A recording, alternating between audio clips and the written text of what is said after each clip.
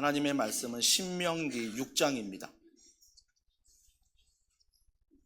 신명기 6장 4절부터 12절 말씀을 우리 한 절씩 교독하겠습니다. 제가 가진 성경 구약 270면에 있습니다. 신명기 6장 4절부터 12절입니다.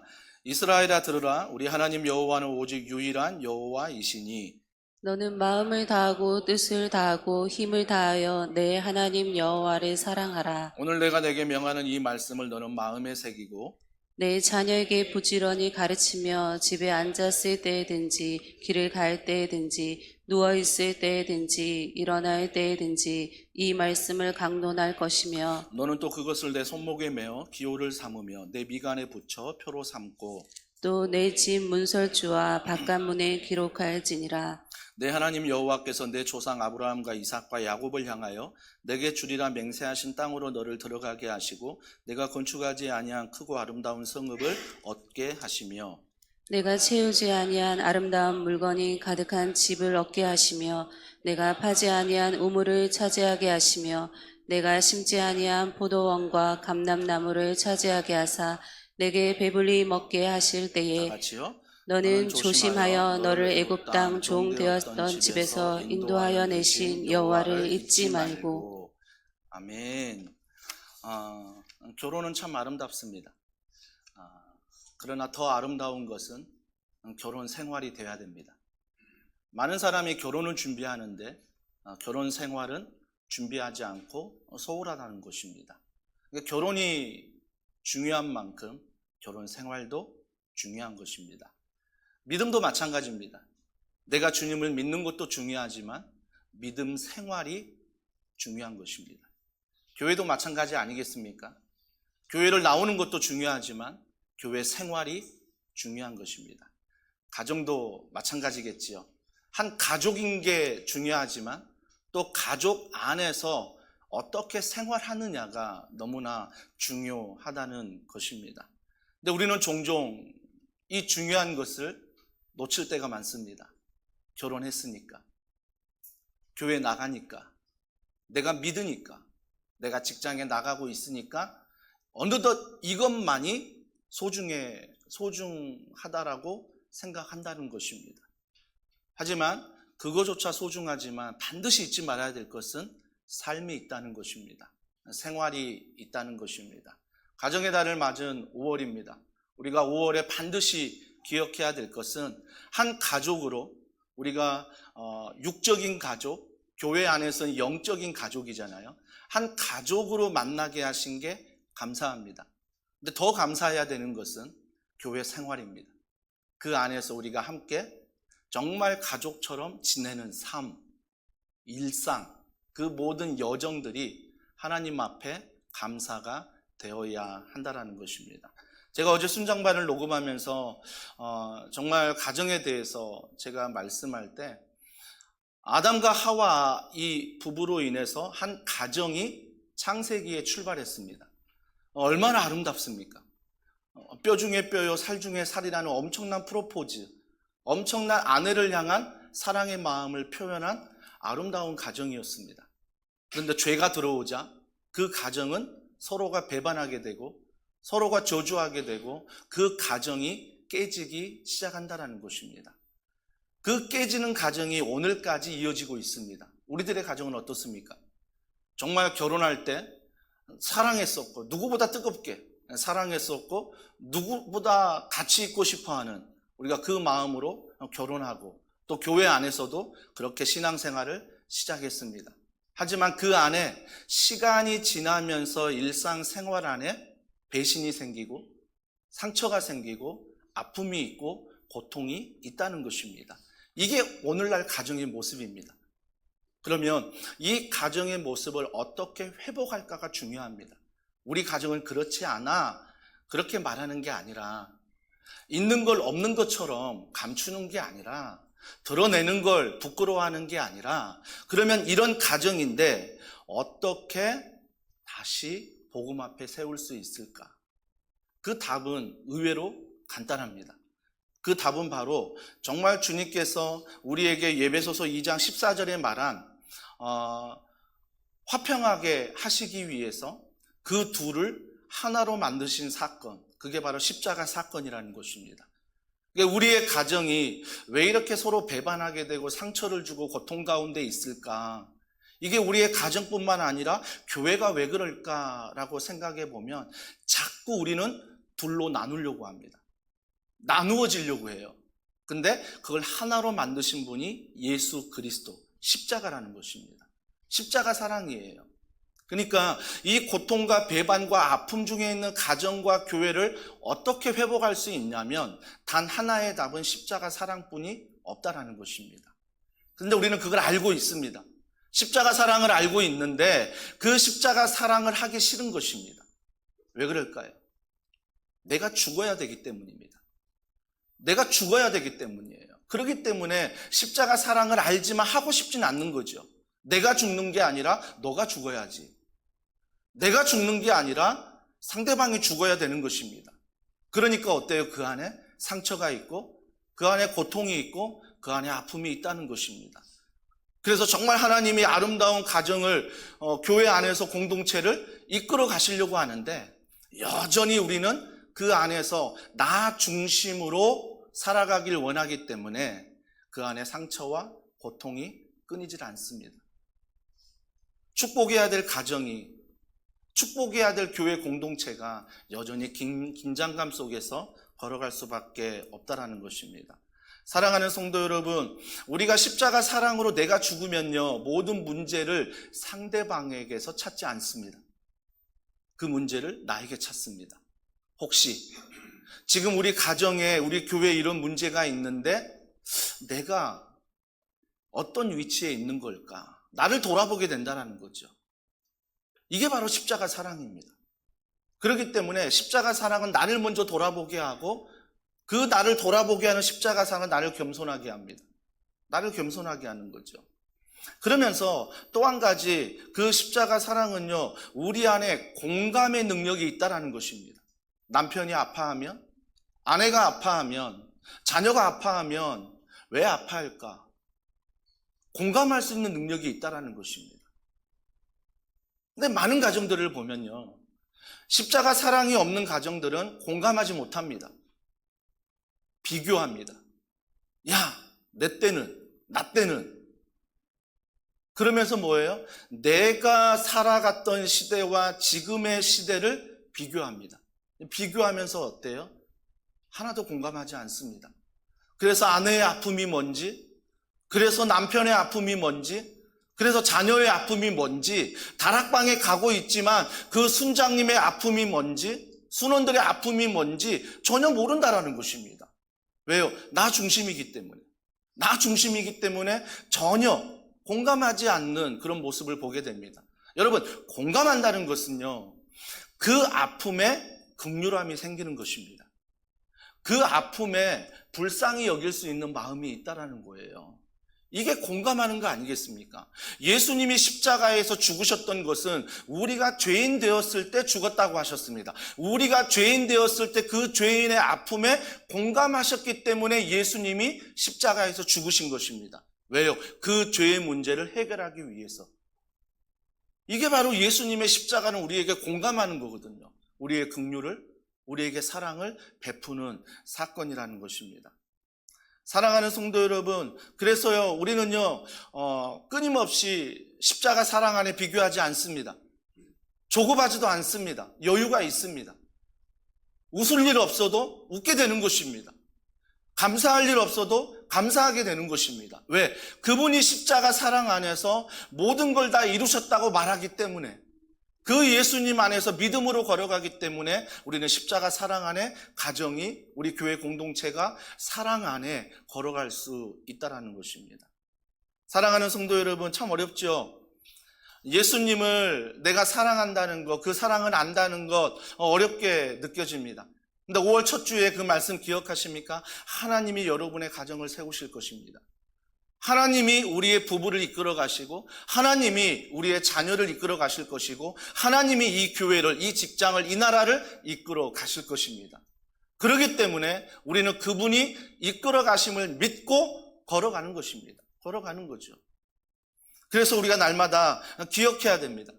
오늘의 고통이, 오늘의 아픔이 영원하지 않다는 것을 기억하십시오.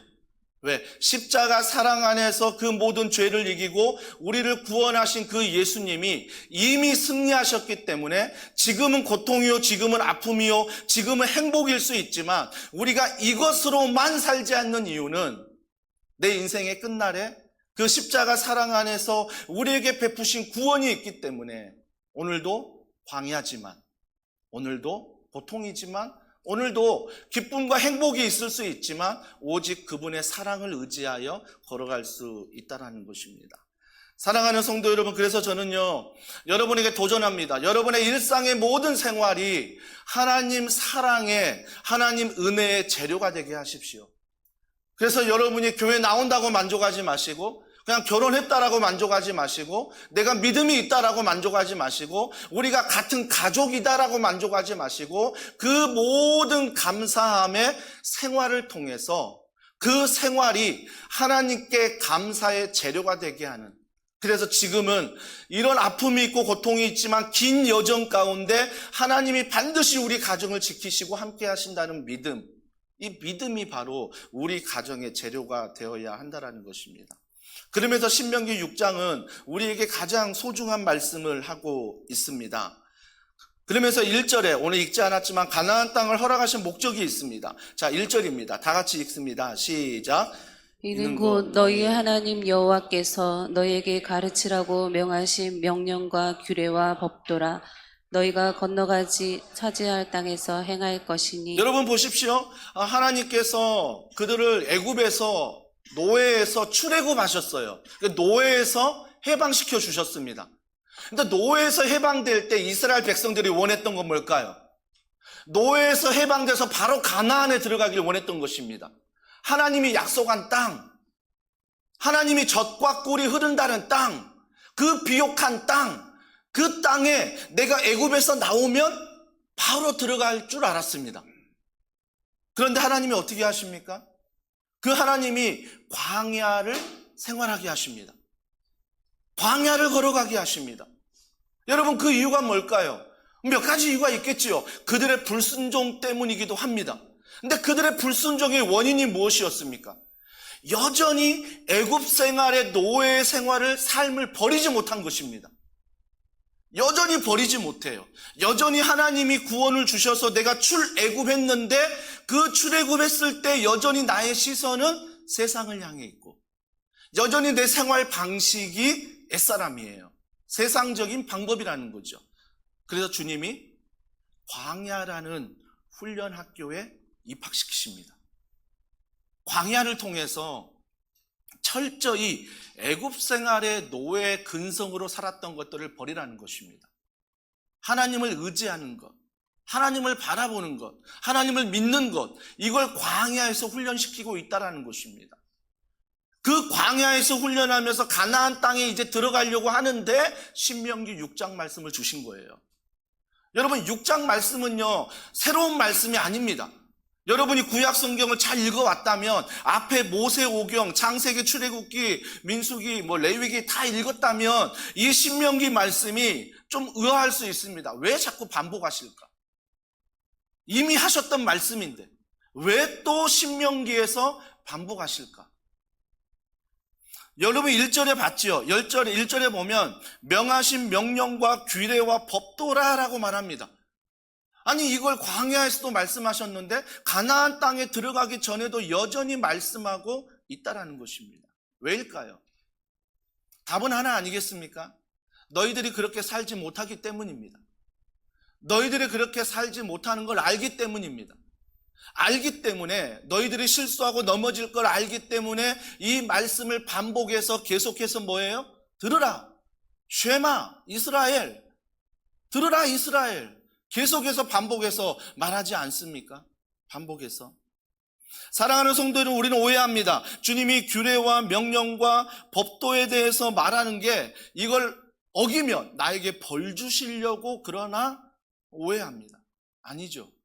여러분, 오늘의 말씀을 잘 읽어보십시오. 주님이 왜 우리에게 명한 규례와 명령, 이 법도를 우리에게 왜 주십니까? 뒤에 보시면요, 너를 복 주시기 위해서, 너를 복 주시기 위해서 주님이 말씀을 주셨다라는 것입니다. 이게 결국 말씀은 뭐예요? 너가 복이다 라고 말해주는 게 하나님의 메시지예요. 이게 말씀을 우리가 받을 때 이거 어기면 벌 주시겠지, 두려움으로 받는 게 아니라, 물론 그런 마음도 있지만 말씀을 첫 번째 받는 것은 하나님이 우리에게 복 주시기 위해서 이 말씀을 주신 것이라는 것입니다. 사랑하는 성도 여러분, 그래서 저는요, 이 말씀, 1절 말씀을 통해서 하나님이 나에게 말씀으로 명령하시고 규례를 주시고 법도를 주신 건, 야, 하나님이 나를 사랑하시기 때문이구나. 왜? 복을 주시기 위함이니까. 하나님이 나에게 관대하시구나 라는 것을 느끼게 됩니다. 그렇다면 우리가 이 복을 누리기 위해서 가나안 땅에서 살아가야 될 숙제가 있습니다. 숙제가 있어요. 그게 2절입니다. 2절 다 같이 한번 읽겠습니다. 곧 너와 내 아들과 내 손자들이 평생에 내 하나님 여호와를 경외하며 내가 너희에게 명한 그 모든 규례와 명령을 지키게 하기 위한 것이며 또 내 나를 장구하게 하기 위한 것이라. 여러분 보세요. 여기서 보면 여호와를 경외한다는 건 무엇입니까? 순종한다는 거죠. 순종한다는 거고요. 우리가 하나님을 신뢰하고 순종한다. 그리고 3절에 보니까 듣고 행하라. 이게 50번 이상 반복되거든요. 듣고 행하라. 행하라가 먼저 아니에요. 듣고 행하라. 듣고 행하라. 먼저 하나님 말씀을 듣고 행하는 것. 여기에 대해서 순서를 말하고 있습니다. 그러면서 듣고 행하라의 기준은 뭐예요? 뒤에 18절에 나오지만 말씀입니다. 말씀을 들으라는 거죠. 그게 기준이 된다라는 거죠. 왜 기준을 자꾸 얘기할까요? 하나님 아시거든요. 너 가나안 땅에 들어가면 너 눈 휘둥그레진다. 그동안 보지 못했던 문화들, 그동안 보지 못했던 가치관들, 이것들을 많이 만나게 되거든요.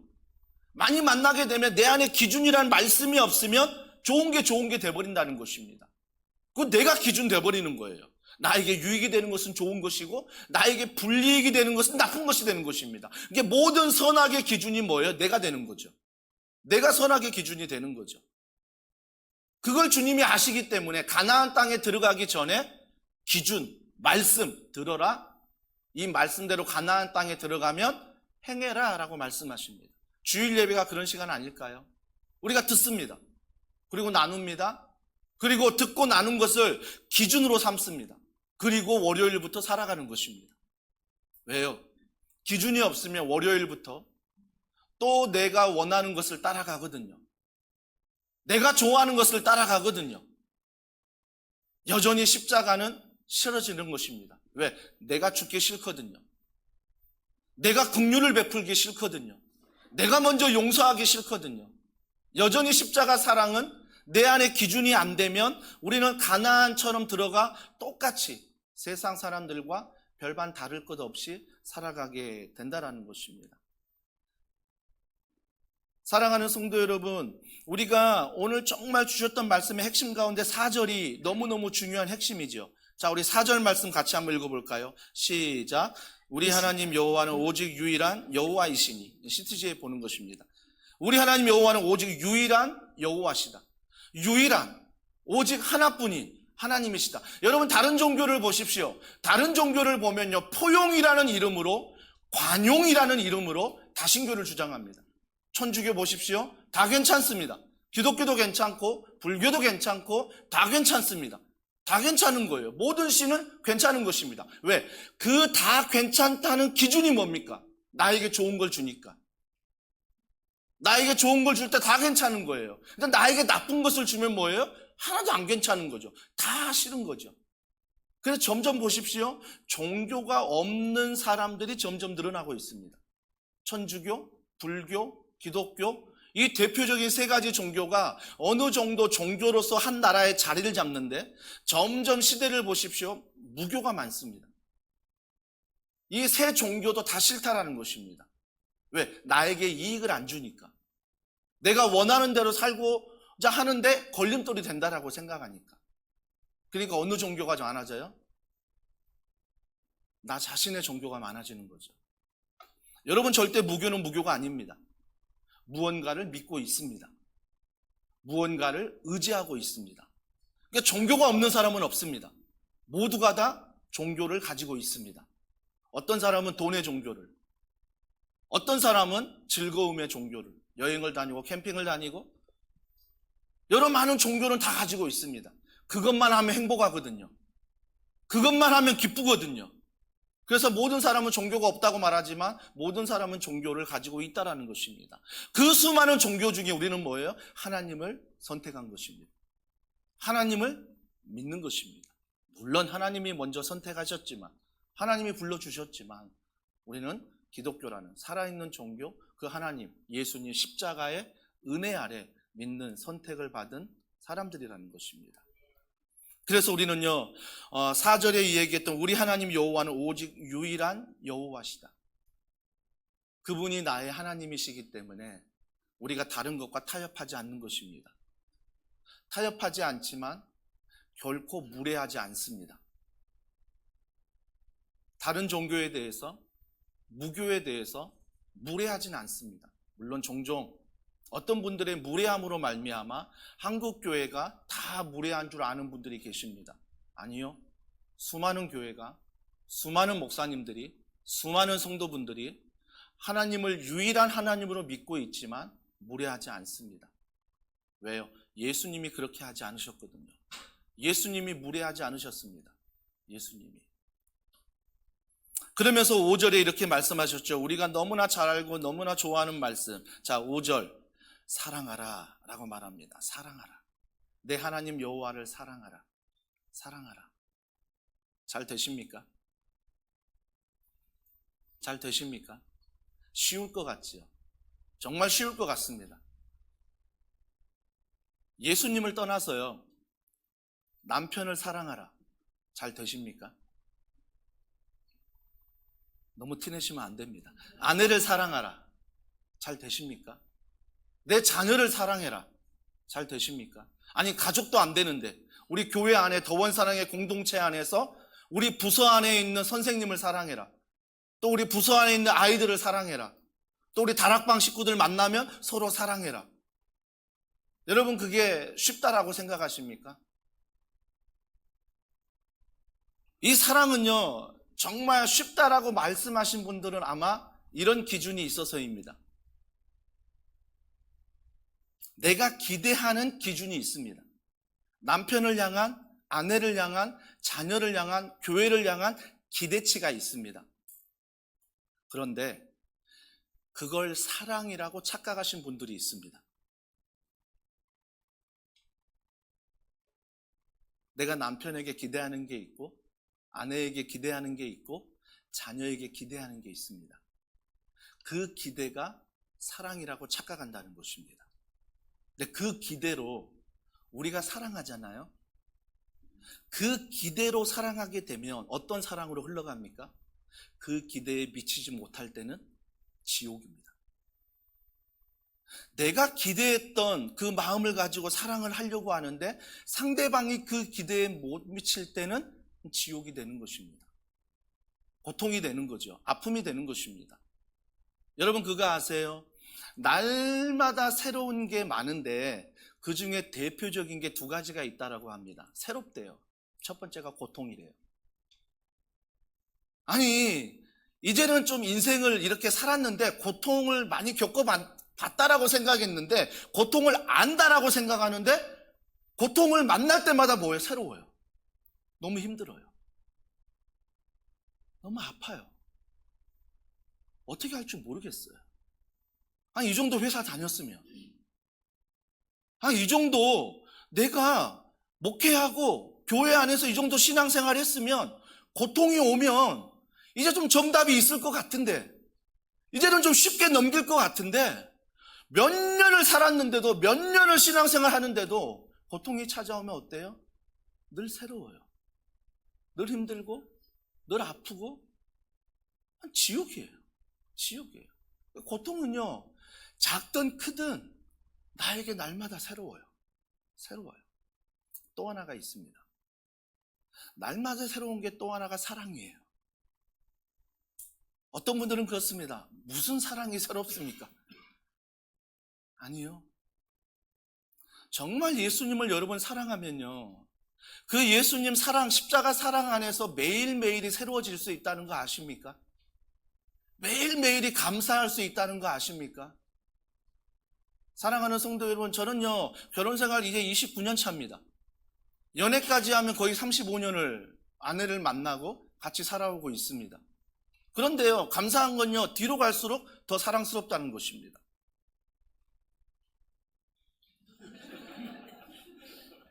모든 분들의 표정이 목사님 약 드셨다.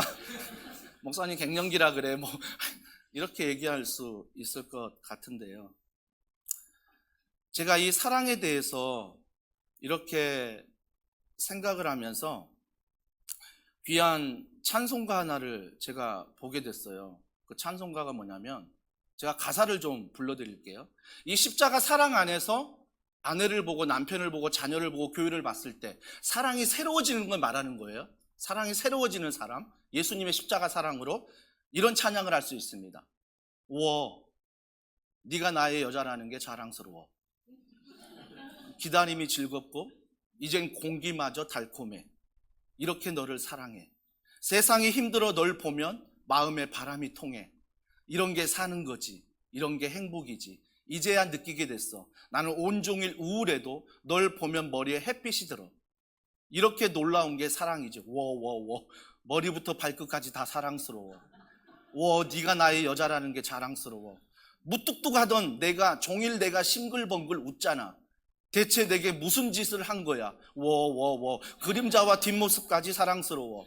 또 워워워. 또 부끄러운 애정 표현도 자연스러워. 기다림이 즐겁고 이제 공기마저 달콤해. 이렇게 너를 사랑해. 널 행복하게 해주기 원해. 내가 날 아끼게 됐어. 내 모습 내가 봐도 이제 조금은 괜찮은 놈이 된 것 같아. 한 가지만 약속해. 세상 끝날 때까지 나에게만 사랑스럽길. 저는 이게 찬송가인 줄 알았어요. 말씀에 십자가 사랑을 내가 하나님 사랑 안에서 매일매일 새롭게 사랑을 한다는 그 사랑했을 때, 아니 다른 복음성가가 떠올라야지 갑자기 이 김종국 씨 노래가 막 떠올리는 거예요. 그러면서 이 노래를 제가 잘 알지 못하지만 이렇게 가사를 읽어보니까 복음인 거예요. 맞아, 주님의 십자가 사랑이 날마다 나를 새롭게 하면 이 가사의 고백이 나의 고백이 될 수 있겠구나. 저는요, 주일 설교를 앞두고요, 설교자로 설 때마다 제가 씨름하는 게 참 많이 있습니다. 씨름하는 게 뭐냐면, 하나님, 제가 말씀을 전할 때 성도들을 한 사람 한 사람 사랑하게 해주세요. 사랑하게 해주세요. 제가요, 십자가 사랑 안에 여러분을 사랑으로 바라보지 않고 어느 수준으로 바라보잖아요. 그러면 말씀을 전할 때 독이 나가요. 왜요? 내 기준에 못 미치는 모든 성도들에게 막 잔소리하고 싶거든요. 가르치고 싶거든요. 야단치고 싶거든요. 그러니까 저는요, 강단에 말씀을 전하러 설 때마다 늘 씨름하고 끝까지 기도하는 것은, 하나님, 제가 한 영혼을 사랑하게 해주세요. 그래서 그 한 영혼을 바라볼 때 십자가 사랑 안에서 날마다 새롭게 볼 수 있도록, 날마다 새롭게 볼 수 있도록, 그래서 머리부터 발끝까지 사랑스럽도록 하나님 앞에 정말 그런 몸부림치면서 지난 10년 동안 담임 목사로 사역하거든요. 왜요? 순간순간 내가 사랑하려고 하거든요. 순간순간 내가 사랑하려고 하니까 자꾸 내가 사랑하려는 게 십자가가 아니고 기대치가 되는 거예요. 내가 기대하는 만큼 안 오니까 그게 사랑인 줄 알고 그게 막 살아가는 거예요. 기대치의 사랑으로 살아가는 거죠. 기대치의 사랑. 사랑하는 성도 여러분, C.S. 루이스가 이런 말을 했습니다. 아픔, 고통이 있는데 기쁨이 있다. 이 땅에서 느낄 수 있는 아름다운 사랑의 감정은 천국에서의 첫 경험이다. 저는 이 말씀이 너무 와닿는 게 뭐냐면, 어떤 분들이 간혹 가다가 이런 질문을 합니다. 제자반할 때. 어떤 질문을 하냐면, 목사님, 우리가 예수님 믿고 죽으면 천국에 가잖아요. 천국에 가면 한 가지만 한다면서요. 그게 사랑이라면서요. 지겹지 않을까요? 사랑만 한다면 정말 지겹지 않을까요? 여러분 어떻게 생각하십니까? 천국에 지겹겠습니까? 여러분 정말요, 여러분이 십자가 사랑 안에서 내가 그 사랑을 받은 존재라 알고 하루하루 일상을 살아간다면 지겹습니까? 여러분, 내가 예수님께 정말 사랑을 받은 존재라는 그 사실을 알고 내가 월요일을 살아간다면 정말 그 삶이 지겨울까요? 여러분, 우리가 지겹다고 말하는 거, 우리가 할 수 없다라고 말하는 게 그 기준이 뭐냐는 거예요. 그 기준은요, 철저히 나예요. 내가 기대치를 가지고 있는 기준 때문에 지겨운 거예요. 싫은 거죠. 근데 예수님의 십자가 사랑을 내가 생각하면 죄인 되었을 때 나를 사랑하신 예수님, 놀랍지 않습니까? 죄인 되었을 때 나를 사랑하신 예수님, 내가 뭔가를 잘해서 사랑한 게 아니라, 내가 교회 예수님을 믿어서 사랑하는 게 아니라, 내가 말씀을 들어서 사랑하는 게 아니라, 내가 이 정도 10년 동안 했으니까 사랑하는 게 아니라, 이미 죄인 되었을 때 나를 사랑하시는 예수님, 그 사랑이 나를 새롭게 하는 거예요. 그 사랑이 나를 새롭게 하는 거예요. 이 사랑이. 그래서 저는요, 감히 여러분들에게 이런 말씀 드립니다. 사랑이 전부입니다. 사랑이 전부입니다. 그 예수님의 십자가 사랑 안에 다른 사랑은 없다는 것입니다. 다른 사랑은 다 기대치예요. 내가 원하는 사랑이에요. 내가 이익과 이윤을 얻는 사랑이에요. 계산하는 사랑입니다. 답이 나와야 되는 사랑이에요. 근데 우리가 십자가 사랑을 보면 답이 안 나와요. 가장 무기력하게 보이고요. 가장 허비스럽게 보이고요. 가장 멍청하게 보이고요. 가장 바보스럽게 보이는 게 바로 십자가 사랑이라는 것입니다. 근데 우리가 그 십자가 사랑 안에 걸어갈 때 내 안에 그렇게 잔머리 돌리고 그렇게 계산이 빠른 내가 어느덧 계산하지 않습니다. 주님 앞에 잔머리 돌리지 않습니다. 그 십자가 사랑 안에서 가정 안에, 교회 안에, 직장 안에 그 생활을 십자가 은혜 가운데 걸어간다는 것입니다. 걸어간다는 거예요. 이번 주는 참 많이 사람들을 만나는 주간이었습니다. 목요일은 우리 스승의 날 이인호 목사님 찾아뵙고 형제 교회들과 함께 교제하는 시간. 정말 감사했던 건 뭐냐면요, 만나면 감사하지만 우리 교회가 이제 10주년이 됐다고 제가 목에 힘주면서 큰 소리 쳤어요. 그러면 제가 오늘 계산할게요 라고 해서 우리 당회 장로님들이 허락해 주셔서 제가 이제 교회 이름으로 더원사랑의 교회가 10주년이 됐습니다. 목사님, 또 모든 형제교회 목사님 감사합니다. 스페인 음식 대접했거든요. 스페인 음식 대접하면서 가성비 좋은 가격에 저희가 대접을 했습니다. 그러면서 너무 감사한 거죠. 너무 감사한 거예요. 베풀 수 있는 게 감사하더라고요. 늘 이인호 목사님 우리 만나면 용돈 주시거든요. 그리고 식사도 계산해 주시거든요. 받을 때마다 송구스러웠습니다. 스승의 날인데 오히려 우리가 드려야 되는데 목사님이 늘 베푸시는 거예요. 아니 어떻게 이렇게 한결같이 그러실 수 있을까? 여러분 오해하지 마십시오. 대형교회니까 그래. 이제 그만큼 해도 괜찮아. 여러분 잘 아시잖아요. 부자일수록 움켜쥐려고 하고 더 안 쓰려고 하고 아까워하고 다가 알지 않습니까? 베푼다는 건 부자여서 베푸는 게 아닙니다. 십자가 사랑이 내 안에 충만하기 때문에 그 은혜를 베푸는 것입니다. 너무 감사한 자리였어요. 금요일은 이제 우리 사업장 이제 신방 가는 날이었습니다. 문종동 아까 얘기했던 그 사업장 신방 가는데 주일날 막 이제 앞두고 막 설교 준비하고 있는데 정한 시간보다 더 일찍 교육자들이 온다는 거예요. 왜 그러냐? 이제 그랬더니 내비 검색해 봤더니 비가 내리고 또 서울이다 보니까 더 막혀서 목사님 더 일찍 출발해야 되겠습니다. 11시에 신방인데 9시 40분에 출발해야 된대요. 그래서 출발해서 차를 타고 가는데 정말 시간이 많이 걸리더라고요. 근데 정한 시간 딱 11시에 도착했거든요. 그리고 1218호 저희가 딱 통화하고 그 앞에 올라갔거든요. 갔는데 갑자기 깜짝 쏘는 일이 벌어졌습니다. 들었던 상호가 아닌 거예요. 뷰티와 관련된 상호가 적혀 있었습니다. 다시 내비를 검색해보고 다시 이렇게 해보니까 우리 운전하는 전도사님이 잘못 찍으신 거예요. 근데 다행히 다시 돌아가는데 감사하게도 가까운 건물 안에 거리가 있어서 돌아가게 됐습니다. 그래도 저는 십자가 사랑 안에서 머리부터 발끝까지 사랑스러워 이걸 부르면서 이제 복음 안에. 왜 그럴까요? 제가 길치거든요. 제가 이인호 목사님 모시고 다니면서 서울 신방 갈 때 수없는 길을 헤매고 다녔거든요. 제가 그 초조함을 알아요. 막 멘붕이 오는, 블랙아웃 되는 그 순간을 알아요. 긴장되는 순간을 알아요. 제가 누구보다 경험했기 때문에 그 경험한 십자가 사랑이 흘러가면서 머리부터 발끝까지 쳐다보면서 사랑스러워 고백하면서 그 옆에 건물로 가서 한 20분 늦게 들어가게 됐어요. 한 들어가서 제가 그냥 우리 집사님 빨리 왔는데 좀 길을 잘못 들어서 이렇게 해서 늦게 왔습니다. 이해해 주시겠지. 그렇게 생각하고 들어갔는데 깜짝 놀랐습니다. 양가 부모님이 계신 거예요. 이모님이 계신 거예요. 어른들이 시간 약속 안 지키는 거 좀 힘들어 하시잖아요. 와, 순간 제 등에서 막 땀이 나는 거예요.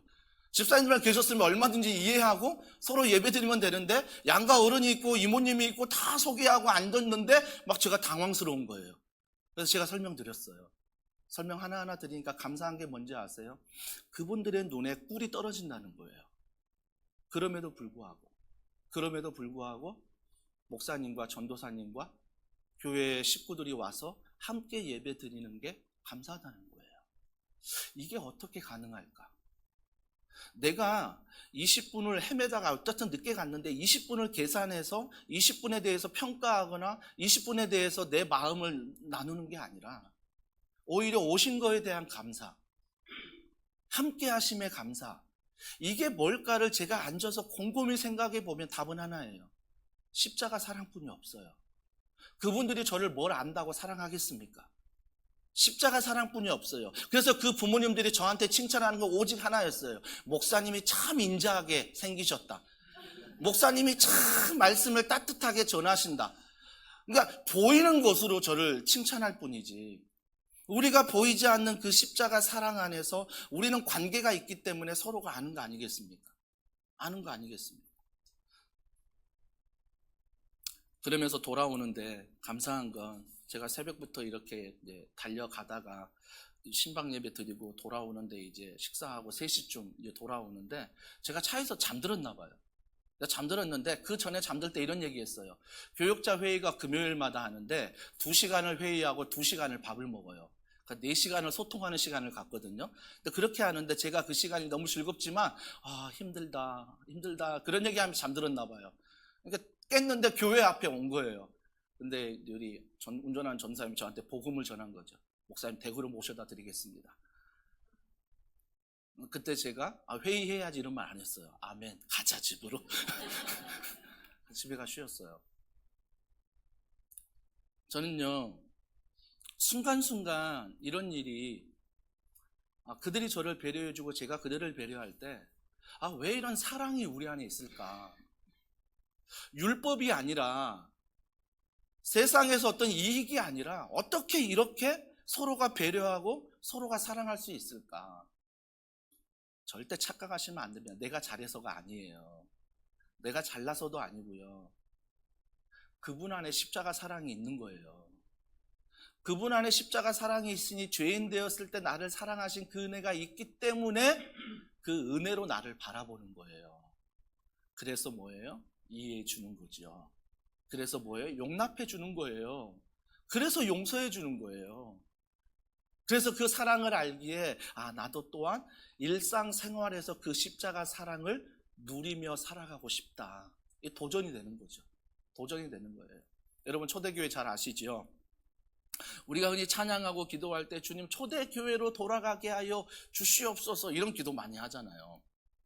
이런 찬양 많이 하는데 여러분 초대교회 보면요, 그 초대교회 안에서 정말 그들이 신앙생활 할 때요, 세상 사람들은 그들을 어떻게 부른지 아세요? 물론 그리스도인이라고 불렀지만요, 세상 사람들은 초대교회 신앙생활하는 그들에게 질문을 했어요. 질문을 했다고요. 어떤 질문이요? 어떻게 너희들은 그렇게 살아갈 수 있어? 어떻게 너희들은 그 순간에 기뻐할 수 있어? 어떻게 너희들은 그 순간에 용서할 수 있어? 너희들은 어떻게 이 순간에 감사할 수 있어? 세상 사람들이 초대교회 성도들을 보고 이게 너무 궁금한 거예요. 그래서 초대교회는요, 성도들은요, 질문을 받는 그리스도인이었어요. 오늘날 이 시대도요, 우리도 동일한 질문을 받습니다. 너 교회 다니는데 어떻게 그렇게 살 수가 있어? 너 교회에서 그렇게 기도한다는데 어떻게 살 수가 있어? 오히려 그 질문의 뉘앙스가 뭐예요? 점점 바뀌고 있는 모습을 보게 됩니다. 사랑하는 성도 여러분, 저는요, 초대교회에 그 질문받는 그 모습에 우리가 대답할 수 있기를 바랍니다. 어떻게 광야를 걸어가는데, 어떻게 고통 가운데 있는데, 아픔 가운데 있는데, 누가 봐도 슬픈데, 너 어떻게 이렇게 기뻐할 수 있어? 너 어떻게 이렇게 웃을 수 있어? 너 어떻게 일상생활을 살아갈 수 있어? 단 하나의 답이 있다면, 나는 할 수 없지만 내 마음은 지옥이고 내 마음은 아픔이요, 내 마음은 근심과 염려지만 그 모든 걸 이기고 기뻐할 수 있는 것, 감사할 수 있는 단 하나의 이유가 있다면, 내가 죄인 되었을 때 목숨까지 바치면서 나를 사랑하시고 나를 구원하신 그 십자가의 은혜, 그 은혜 때문에 오늘 내가 웃을 수 있고, 그 은혜 때문에 내가 감사할 수 있는 거예요. 그래서 그 고통은요, 날마다 새로운 고통이 될 수 있는 거죠. 하나님이 나를 훈련시키기 위한 고통이요, 하나님이 오늘 말씀의 10절 12절에 더 좋은 복을 주시기 위한 고통이라는 것입니다. 내게 사랑이 있다면 그 사랑이 날마다 새로운 거죠. 당연히 나는 순장님의 사랑을 받아야 돼가 아닙니다. 나는 당연히 선생님이 나를 사랑해야 돼가 아니에요. 담임 목사를 당연히 성도들이 사랑해야 되는 게 아니에요. 그 사랑이 날마다 새로운 거죠. 부족한 나를, 연약한 나를 지금도 십자가 은혜 아래 사랑해주는 그들의 사랑이 새로운 거예요. 그 새로운 사랑을 받은 내가 힘이 되는 거죠. 능력이 되는 거죠. 위로가 되는 거죠. 사랑하는 성도 여러분, 저는요, 여러분들이 5월 가정의 달을 맞이해서 우리가 반드시 잊지 말아야 될 것은, 그 사랑이 날마다 새로워지길 원하신다면 여러분이 뭔가를 기억하려고 애쓰지 마시고 하나님이 하신 일을 바라보시고, 예수님이 하신 일을 바라보시고, 성령님이 지금도 하시는 일을 바라보셔서 그 주님의 십자가 사랑이 지금도 나를 구원하고 있음을, 그 성령님이 지금도 나와 동행하고 있음을 믿고 걸어가는 것, 이것만이 주님을 사랑하는 그 사랑이 새로워질 수 있는 유일한 답이 된다는 것입니다. 세상으로 하여금 좀 여러분에게 질문할 수 있도록 살아가시면 좋겠어요. 세상이, 교회를 안 다니는 분들이 교회 다니는 나에게 질문할 수 있으면 좋겠어요. 너는 왜 이렇게, 너는 왜 기뻐하고 감사하는지, 그 비밀에 대해서 궁금하고 그 비밀에 대해서 우리에게 질문할 수 있으면 좋겠어요. 그러려면요, 한 가지만 말씀드리고 말씀을 마치려 합니다. 분투하셔야 돼요. 분투하셔야 돼요. 싸워야 돼요. 몸부림쳐야 된다는 것입니다. 여러분, 욥기서를 잘 아시지요? 그 욥이요, 하나님의 엄청난 복을 받았어요. 동방의 거부였어요. 근데 욥이 하나님을 믿음으로 그 거부가 됐을 때 욥이 아마 몰랐을까요? 알았을 것 같아요. 어떤 걸요? 하나님이 복을 주시는구나. 이걸 알았을 것 같아요. 복을 받을 때 하나님이 복을 주시는구나 알았을 것 같다고요. 그런데 우리가 잘 알듯이 욥이 하루아침에 엄청난 저주를 받잖아요. 엄청난 고난을 당하잖아요. 그러면 우리는 헷갈리는 거예요. 아니, 복을 주실 때는 하나님이 살아계셨는데 우리에게 저주를 주실 때, 우리에게 고통을 주실 때, 우리에게 고난을 주실 때 그 하나님은 과연 살아계시냐는 거예요. 우리는 여기서 헷갈리는 거예요. 여기서 헷갈리니까 우리의 신앙은 날마다 어떤 신앙이에요? 어떤 사랑에 머물러요? 기대하는 사랑에 머무르는 거예요. 그러니까 신앙생활이 내가 기도했던 대로 하나님이 내게 사랑으로 복을 주셔야 되는데 그 복을 주실 때는 하나님이라고 고백하는데 고난을 주실 때는 내가 기대하지 않았기 때문에 이게 사랑이 아니라고 생각한다라는 것입니다. 그래서 내가 하나님을 떠나버리는 거예요. 하나님을 버려버리는 거죠. 하나님을 무시하는 거죠. 말씀대로 순종하지 않는 거죠. 왜? 그 고통 가운데에서는 하나님이 안 계신다라고 생각을 하니까.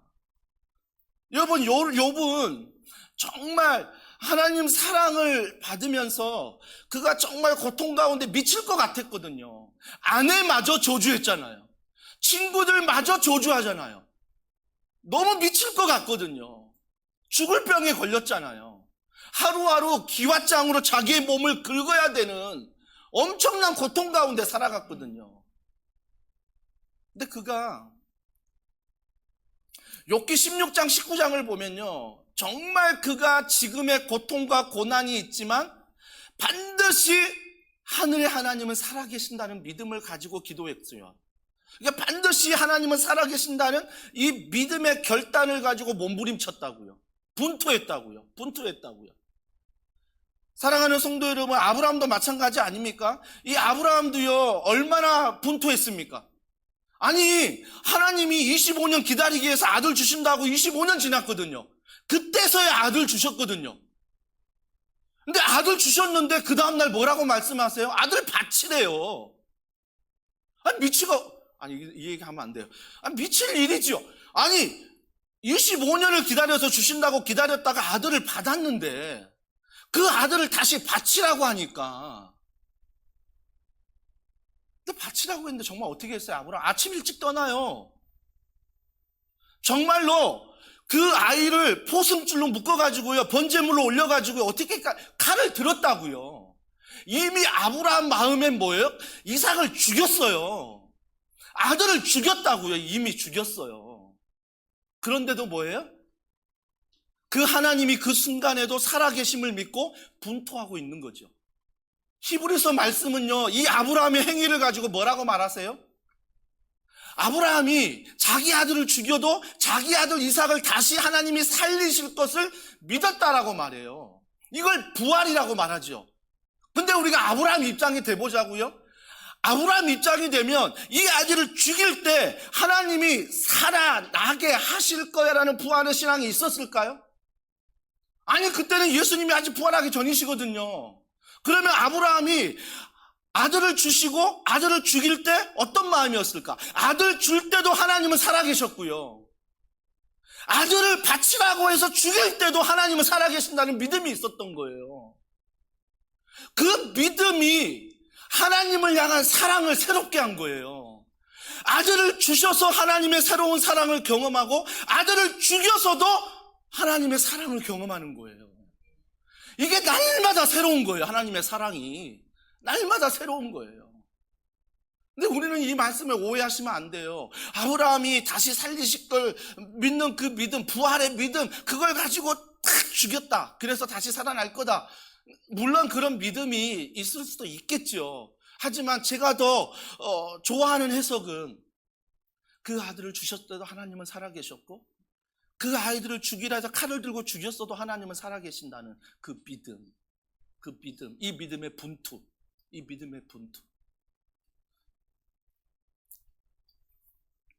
회사 생활 쉽지 않아요. 직장 처음 취직할 때는 기뻤지요. 대기업이라고 취직했다고 기뻐했습니다. 며칠 나가다 보니까 회사 생활이 너무 힘들어요. 말하는 것도 행동하는 것도, 그리고 뭐 과장님, 부장님, 뭐 앞에 있는 사람들도 뭐 전부 자기들 뭐 이익을 위해 살지. 너무 힘든 거예요. 너무 힘들었는데 매일 갈굼을 당하니까 언제 사표를 낼까 이 생각을 가지고 직장 생활을 하신 분이 있었어요. 그런데 어느 순간 엘리베이터를 탔는데 먼저 탔어요. 근데 우르르 사람들이 많이 탄 거예요. 근데 맨 앞에 회장님이 탄 거예요. 수행 비서들과. 그러면서 그 회장님이 옆에 수행 비서에게 속삭이는 소리를 들었어요. 어떤 사원이 있지? 자기의 이름을 말하는 거예요. 내가 그 사원을 눈여겨보고 있다. 그 사원이 정말 성실하게 일을 잘하고 있더라. 이 이야기를 들은 거예요. 혼자 뒤에서. 이 회사원이요, 다음날 회사를 출근하는데 너무 새로운 거예요. 똑같아요. 부장님, 과장님 똑같이 힘들게 하고 어렵게 하는데 뭐예요? 마음이 새로운 거예요. 여러분, 한 회사의 회장님이 우리의 이름을 언급하고 우리를 인정해 줄 때 이런 새로운 마음이 있다면 기억하십시오. 우리 인생의 영원한 왕이 되신 하나님이 우리의 이름을 기억하시고요, 우리의 이름을 기억하실 뿐만 아니라 어떤 행위로 사랑하는 것이 아니라 너 있는 그 자체 존재가 사랑스럽다는 거예요. 아까 조금 전 찬양했던 것처럼 머리부터 발끝까지 다 사랑스럽다는 거예요. 사랑하는 성도 여러분, 누가 이런 사랑을 주십니까? 남편에게 이런 사랑 기대하면 실망할걸요. 아내에게 이런 사랑 기대하면 실망할걸요. 자녀에게 이런 사랑 기대하면 실망할걸요. 담임 목사에게 이런 사랑 기대하면 여러분 실망할 것입니다. 그러나 내 있는 모습 그대로 머리부터 발끝까지 사랑하시는 단 한 분이 있다면 그분이 하나님이십니다. 그분이 예수님이십니다. 그분이 성령님이십니다. 그분의 사랑 안에 우리는 날마다 새로워질 수 있고, 그분의 사랑 안에 행복이든 고난이든 살아계심을 믿고 살아갈 수 있다는 거죠. 저는 이 사랑이 5월 가정의 달을 맞이해서 여러분의 가정으로 스며들고 우리 교회에 스며들어 여러분을 통해 이번 한 주간 많은 세상의 사람들이 질문하기를 원합니다. 너 어떻게 그럴 수 있어? 너 어떻게 그럴 수 있어? 너 어떻게 그럴 수 있어? 그때 우리의 유일한 대답은 난 할 수 없어. 그지만 내가 믿는 하나님의 말씀, 그 말씀 안에 나는 자유해. 그 말씀 안에 나는 행복해. 그 말씀 안에 나는 감사해. 그래서 그 사랑 안에 남편을, 아내를, 자녀를 넉넉히 사랑할 수 있는 은혜가 있다는 것입니다. 이 사랑 안에 걸어가는 우리 모두가 되길 주님의 이름으로 축복합니다. 함께 우리 이 말씀 기억하면서 우리 찬양 올려드리면 좋겠는데요, 하나님의 부르심에는 후회하심이 없습니다. 내가 이 자리에 선 것도 주의 부르심입니다. 교회의 부르심뿐만 아니라 가정도 하나님이 부르신 거예요. 그래서 모든 일상이 하나님의 부르심입니다. 이 믿음을 가지고 이 찬양 고백합니다. 하나님의 후회하심이 부르심에는 없네. 후회하심이 없네. 내가 이 자리에 선 것도 내가 이 자리에 선 주의 것도 부르심이다. 주의 부르심. 하나님의 부르심에는 하나님의 부르심에는 결코 실수가 나를 부르신 없네. 하나님의 신실하심, 나를 부르신 하나님의 신실하심을 믿네. 작은 나를 부르신 뜻을 나는 알 수 없지만 오직 감사와 순종으로 주의 길을 가리라. 때론 내가 연약해져도 주님 날 도우시니 주의 놀라운 그 계획을 나는 믿으며 살리. 날 부르실 때 내 생각보다 크고 날 향한 계획 나의 지혜로 측량 못하나 가장 좋은 길로 가장 완전한 길로 오늘도 날 이끄시네. 날 부르실 때 내 생각보다 크고 날 향한 계획 나의 지혜로 측량 못하나 가장 좋은 길로 가장 완전한 길로 오늘도 날 이끄시네. 나는